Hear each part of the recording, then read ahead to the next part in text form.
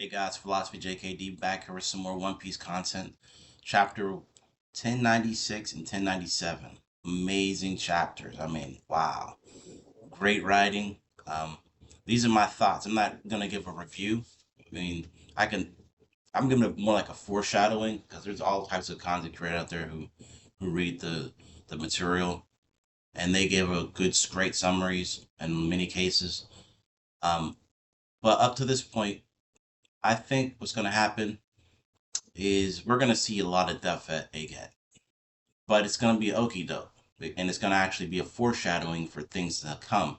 But we also have some droplets of information. Basically, um, if you look at the Straw Hats, okay, each one of them could be looked at as being connected to some type of Halloween or spookiness or even demonology in some cases or mythos, even Jinbe. But um, but Luffy would basically be the captain of it. I mean, you look at Zoro, he's referred to being an Ashura, you know. Um, you look at Sanji, for example, he's connected to a fire being from the Middle East called an Ifrit, you know. You look at Usopp, he's connected to the Tengu, which is actually a fallen entity through a flaming asteroid that came down as as a half man, all right, um, and a half dog. You took the dog, write it backwards, you get God.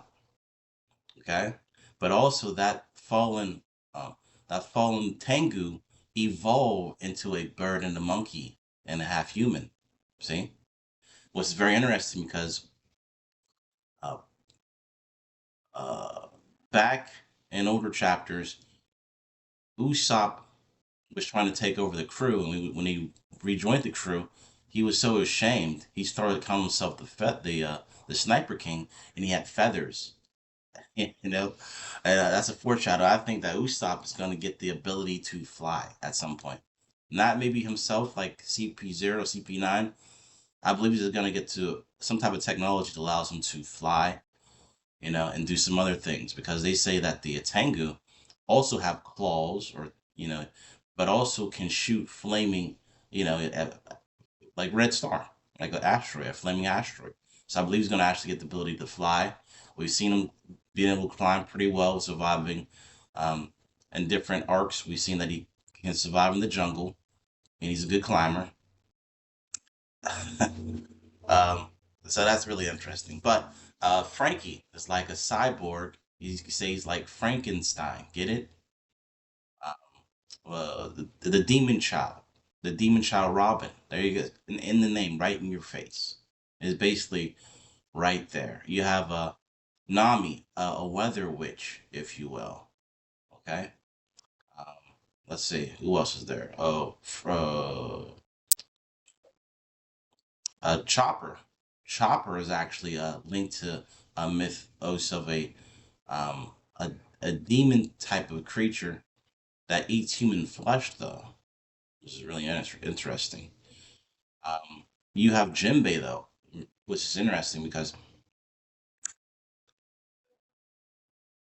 well, let's see Brook. Let's do Brook. Brook's easy before I delve into Jinbe. Brook is clearly like a Grim Reaper type of character, where he's a skeleton who could disembody his soul and put it back into himself. So there you go, Grim Reaper for Brook. But for Jinbe, this is a foreshadowing. Jinbei is linked to two different mythos. Some people don't really know about this very much. For example, it's called a tanin. You go to Old Testament, and they say in these days there were great whales in these days under the sea. Okay, the whale is a sea dragon, so you have a tanin dragon. The tanin dragons have seven heads. Oddly enough, there's always a phraseology that we have seven seas, but that's not true. We have over 50 seas. Okay, and most of them are in the known world, but what's in Antarctica? So seven seas, seven heads, and they say that the Tanin has the ability to control small or large bodies of water, cause tidal waves, or stop people from getting shipwrecked. But the destiny of the Tanin is to actually be killed by God. Take it or leave it. It's right there. Okay? So it's in Jinbe's title also. He's Jinbe, the first son of the sea. He's a whale shark, which is actually a fish, but he has hips. So he's a fish man, which is a man. So he's the dragon that walks upright, who can control waters. Okay, and now um, he is basically the helmsman, who controls the person that controls the steering of the ship. Take it or leave it. It's right there. And the other myth that he's also connected to is it's in Revelations, Leviathan. That's right. A sea dragon with 7 heads again. Okay? It's one of the beasts of Revelations. So, the foreshadowing, the Jinbe that is with the Straw Hats, I predict he will die, most likely on Egghead, and be replaced by the Seraphim Jinbe. Take it or let it alone. And when that happens, there is a slight possibility Ichiro Oda will try to bring Jinbe back through the mechanism that everybody's wondering about right now. Who is Genie so far? Who is she? Is she really the mother of Joribani? Did we have some interesting uh, double fruit or science together to create Bonnie? I believe we do. Absolutely, I do. For example, we see that Vegapunk has 7 bodies.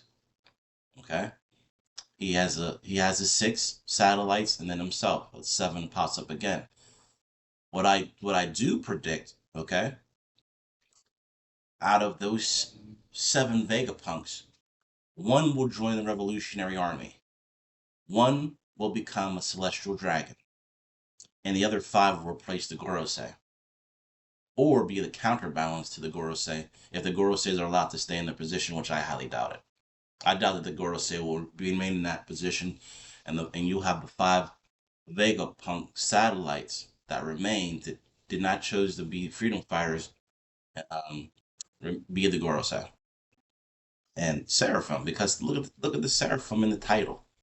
You know, in the Old Testament, you have seraphim and cherubim, but when you look at the actual uh, function of the seraphim, they are the 5th order of the 10 when you go into the Hebrew text, but they're viewed, okay, as high angels, basically. High level angels.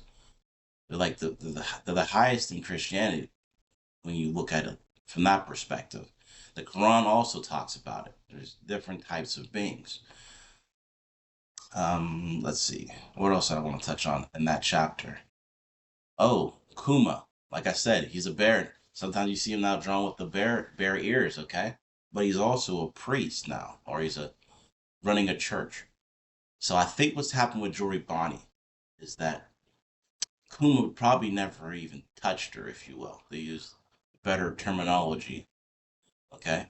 I believe that she wanted, yes, to be married to Kuma, but Kuma was probably too pious of a man to touch her, not having her been married.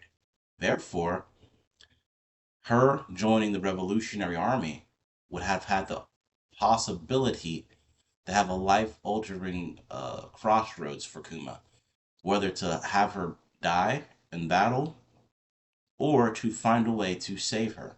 And I think she would choose to come back as his child and have her mind wiped in such a way that she could always be with him and have him care for her, or at the same time, not forcing Kuma to go against his will, not to contaminate her by his Buccaneer genes, while at the same time, always have that loving relationship. That unconditional love that he gave her is what really drew her to him. That agape love, okay? Or that paternal love, where he cares for her, okay? So that's what I'm seeing right there.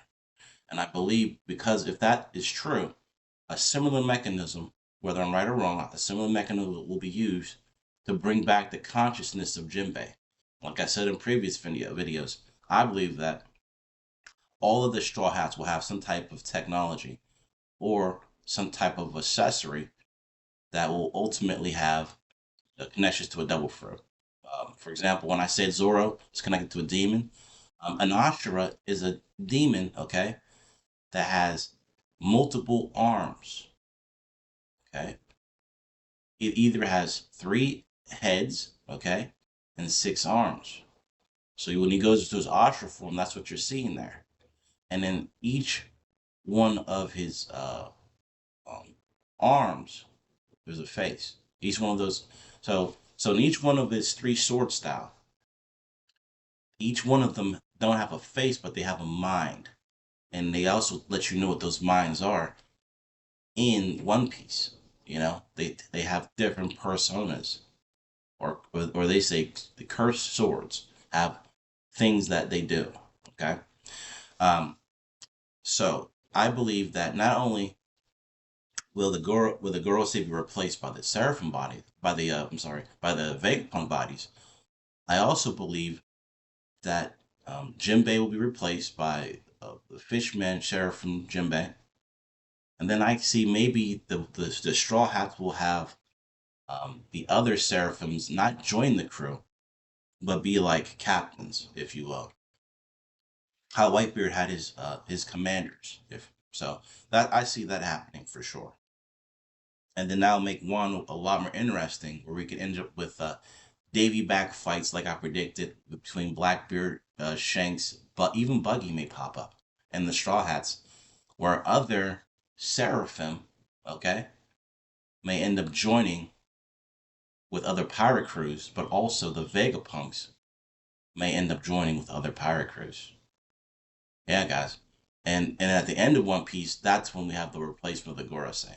So let me know what you think about these theories. You know, drop a comment, message me. But it's really interesting. Jinbei, in what he actually is destined to be killed by the either the celestial dragons, who are now the new gods, or the Gorosei, who are also celestial dragons. All right, guys. So yeah, I had fun. Chapter 1096, 1097. Man, mwah. Okay.